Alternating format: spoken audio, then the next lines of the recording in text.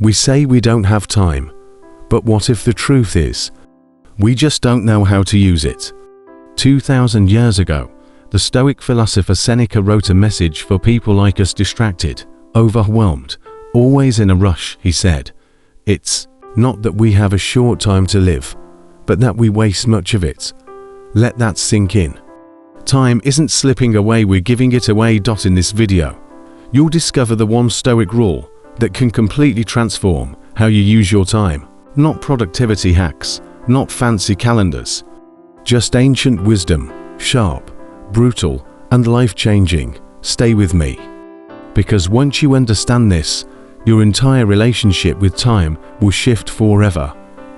We live in an age where everything moves fast: communication, entertainment, even relationships. Yet, despite this speed, we constantly say we don't have enough time. We rush through our days with tight schedules and endless distractions, feeling like we're always behind. But 2,000 years ago, Seneca, the Roman Stoic philosopher, exposed this illusion. In his essay on the shortness of life, he wrote, "It is not that we have a short time to live, but that we waste much of it." That truth cuts deeper the more we reflect on it. Time isn't stolen from us, we give it away. We surrender it to things that don't matter: shallow conversations, digital noise, mindless routines. We act as if time is infinite, yet we complain when it slips through our fingers. Seneca noted, "People are frugal in guarding their personal property, but as soon as it comes to squandering time, they are most wasteful of the one thing in which it is right to be stingy." We fiercely protect our money, but let others steal our minutes, our hours, our days. Imagine if we treated time like a bank account. Would we spend it on scrolling endlessly, or on obligations we resent? Would we still say yes to every demand at the cost of our own peace? Time is non-renewable. Once it's gone forever. Seneca didn't fear death. He feared a life unconsciously lived. He believed that most people merely exist, they don't truly live. To die without knowing yourself, without living deliberately, is the greatest loss. He observed, so much of life is wasted in meaningless luxury, in idle pursuits, in business. Without purpose, we are not given a short life, but we make it short. And we are not ill-supplied, but wasteful of it. Life isn't measured by years. It's measured by presence. A young person who lives with clarity and intention may experience more life than someone twice their age drifting through days. Seneca understood that how we spend our time reflects our philosophy. The Stoics drew a line between passive living, drifting with trends, emotions, and expectations, and active living, which is grounded in purpose, values, and reason. The majority live passively, reacting to life instead of shaping it. Seneca remarked, "You act like mortals in all that you fear, and like immortals in all that you desire."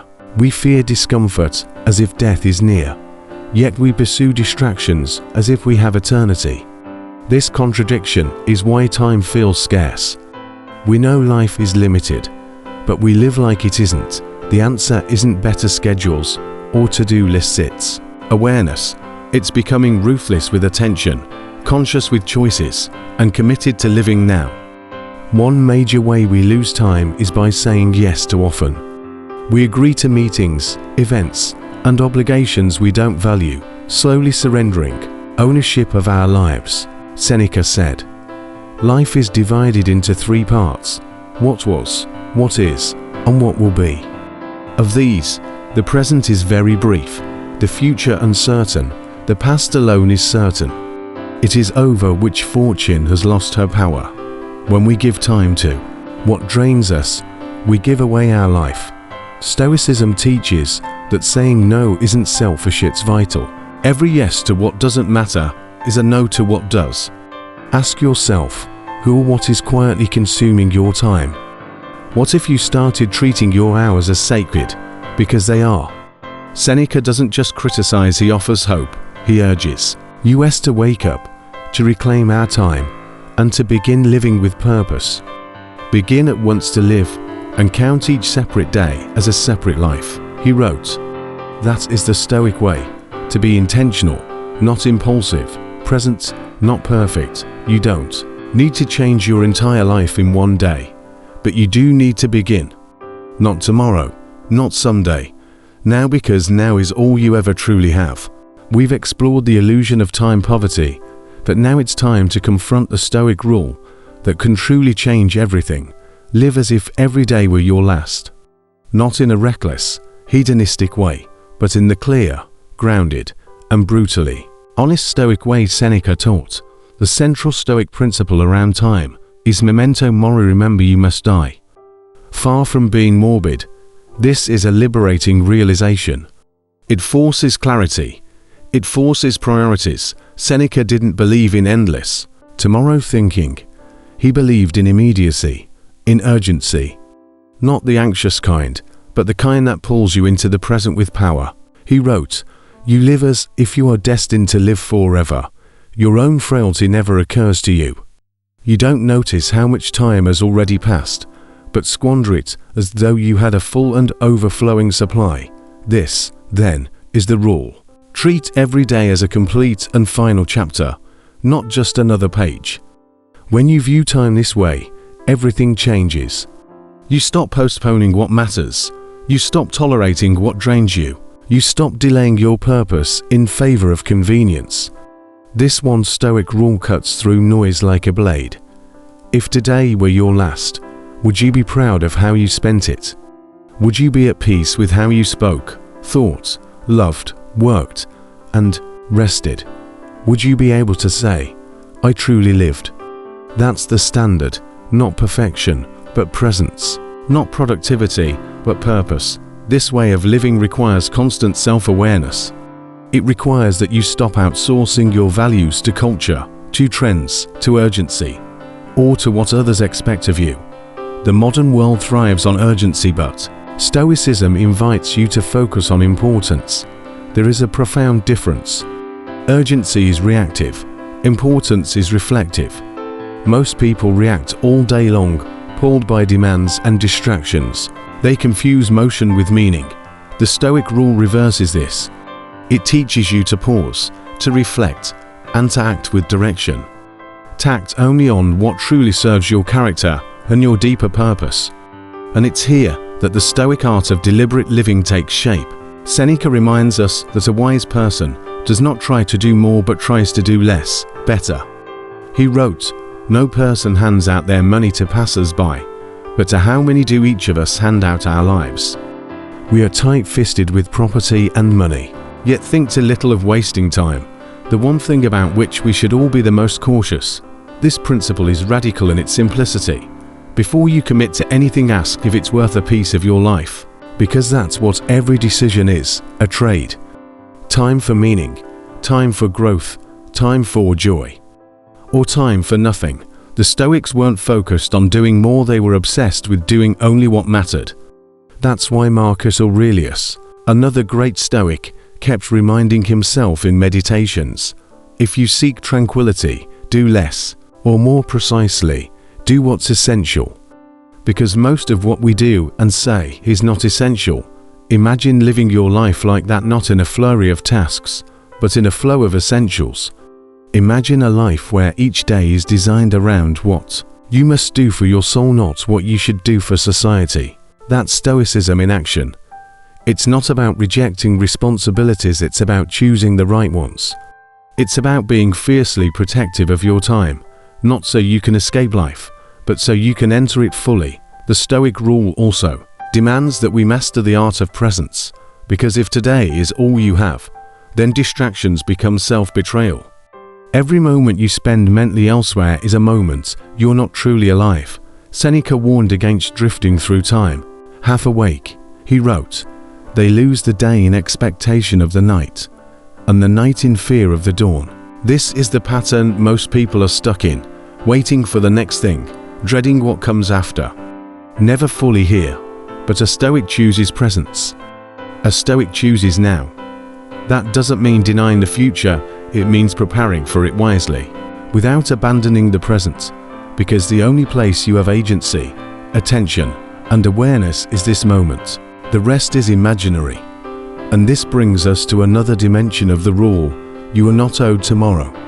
This sounds harsh, but it's the deepest kind of truth. The Stoics practiced negative visualization, the art of imagining the loss of what you love, not to make yourself suffer, but to remind yourself how precious it is. Seneca urged his readers to think, each night, that it may be their last. Not to live in fear, but to live in focus, to hold nothing for granted. To infuse each interaction, each word, and each decision with weight, because when you acknowledge that life is fleeting, every detail becomes sacred. Every conversation becomes real. Every sunset becomes a gift. This isn't a call for gloom, it's a call for gratitude. Modern life tells us to chase more. Stoicism tells us to appreciate now. And in appreciating now, we become wise with time. We stop deferring happiness to some ideal future. We stop saying someday and start living today. That's the real shift. The Stoic rule removes the illusion of time abundance.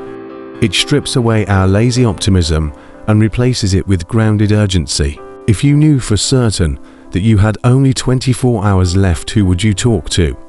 What would you do? What would you stop doing? These aren't just hypotheticals, they are clarifiers. The answers to those questions reveal what truly matters to you and what doesn't. Once you know that, you can start living by design, not default. You can start crafting your days to reflect your values.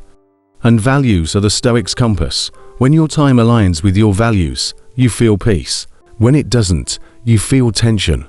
That's why most people feel burned out, not because they're doing too much, but because they're doing too much of what doesn't matter. The Stoic rule ends this cycle. It tells you to subtract, to refine, to sharpen. Your life is not a storage unit, it's a sculpture. What you remove is as important as what you add. Every yes must be earned. Every no must be honored. This is not easy, but it is freeing. Because once you adopt this mindset, every moment becomes meaningful. Waiting in line, time to reflect. A walk outside, time to observe. A hard conversation, time to grow.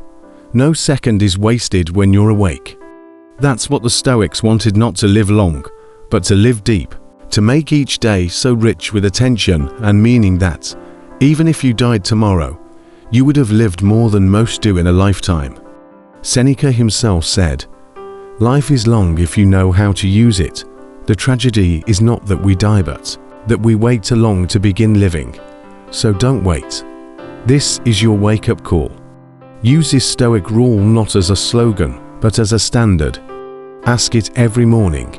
If today were my last, would I be proud of how I lived? Then live accordingly, because time isn't money. It's far more valuable. You can always make more money, but you'll never get this moment again. It's one thing to understand the Stoic principle that time is our most valuable asset. It's another to live that truth. The difference lies in action, consistent, grounded, intentional action. The greatest failure is not ignorance, but awareness. Without change, you've now seen how Seneca urged us to treat every day as a full and complete life. But what happens when you wake up tomorrow and the world pulls you back into noise? What happens when emails stack up, your phone lights up, your obligations press in? That's where the real test begins.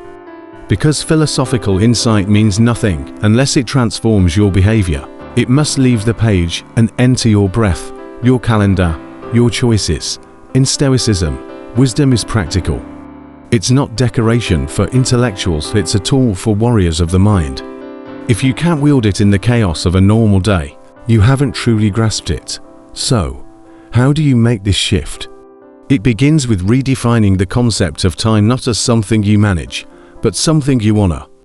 To a Stoic, time is not a schedule, it's sacred ground. Every hour, every moment, is a stretch of terrain that either builds your character or erodes it. There's no neutral zone. You are either ascending or declining with each passing minute. In the modern world, where attention is the new currency, protecting your time is a radical act. It's not about blocking distractions, it's about cultivating an internal compass so strong that no amount of noise can sway you. That compass is built from reflection, self-examination, and daily renewal. It's what Marcus Aurelius did when he journaled each morning, preparing his mind for the chaos to come, not with fear, but with clarity. He didn't ask how much he could accomplish, he asked how closely he could live to reason, virtue, and presence. This is the heart of Stoic time mastery, using each moment to return to yourself, not in a selfish way, but in a way that preserves your deepest truths in a world that constantly asks you to abandon them. Seneca challenged his readers to examine how much of their lives they gave away to meaningless commitments, how often they sacrificed their limited time on things that neither enriched the soul nor served the world. He asked, if you were to die today, how much of your life would you actually call your own? That question should pierce like an arrow, because the answer, for many, is terrifying. Most people live years without ever truly living a single day. They drift not because they want to, but because they never built a system for choosing deliberately. In the absence of clear values, the world will fill your life with its own priorities. You'll be busy, but not directed, active, but not alive. The Stoics refused to live this way. They treated time like a moral responsibility, because to waste time is to waste the only thing you can never reclaim. And this leads to a powerful shift. Stop measuring your life in years. Start measuring it in moments of attention. If you've spent 10 years in a haze, reacting, performing, and escaping, you've lost a decade. But if you spend 1 year with full awareness, aligned with purpose, grounded in truth, you've lived more than most do in a lifetime. And here's the hard truth. Discipline is the gateway to this kind of life, not the discipline of punishment or rigidity, but the discipline of alignment. Every action should echo your deepest belief. Every commitment should reflect your highest value. You don't owe your time to everything and everyone. You owe it to the things that sharpen your soul and the people who speak to your higher self. Everything else is noise, and learning to say no to the non-essential isn't rudeness, it's responsibility. When you say yes to things that drain you, you're not just wasting time, you're dishonoring your one brief life. This is why the Stoic approach to time is so powerful. It places you at the center of responsibility. No more blaming circumstances. No more waiting for the right moment. No more outsourcing your priorities to algorithms or social pressure. You become your own standard. You choose what matters. You slow down not because you're lazy, but because what's essential cannot be rushed. You listen deeply. You act with intent. You give your full presence to the person in front of you, because you understand that this conversation may never happen again. You see beauty in the ordinary, because you've trained your mind to pay attention. That's Stoicism in motion. It's not cold or emotionless, it's attentive, grounded, and clear. The truth is, you're already spending your life. The question is on what? Are you investing your time into things that strengthen your character, deepen your relationships, expand your mind? Or are you numbing yourself with distractions that leave you hollow? The world will not stop offering you ways to escape. It will sell you endless stimulation, applause, convenience, and comfort. But only you can choose whether you take the offer. The Stoic chooses discomfort if it leads to truth. He chooses silence over noise, effort over ease, presence over performance. Because he knows that life is not measured in likes or attention, but in integrity. And nothing reveals your integrity more than how you spend your time when no one is watching. This is where the Stoic discipline becomes your daily practice. A ritual of asking, what do I really need to do today? What must I let go of? What fear am I avoiding? What habit am I clinging to that no longer serves who I am becoming? These aren't quick questions. They require honesty. They require courage. But if you sit with them long enough, they'll sharpen you. They'll show you how much time you're wasting, not because you're lazy, but because you're afraid. Afraid to be still, afraid to focus, afraid to face the quiet truth of your own life. But the Stoics teach that everything begins when you stop running. When you stop chasing more and start refining what already is, the paradox is this: when you live each day as if it were your last, you actually begin to live. You stop postponing joy. You stop delaying change. You stop waiting for the perfect moment, and instead, you become the moment. You bring your full self into every task, not because it's glamorous, but because it's worthy. A simple walk becomes a meditation. A conversation becomes a sacred exchange. A moment of stillness becomes a portal to clarity. This is the invisible richness the Stoics lived for. Not wealth, not fame, not success in the worldly sense, but the inner freedom that comes from knowing you are fully alive. So now the question returns to you. How will you use your time? Not next year, not when things calm down, but now.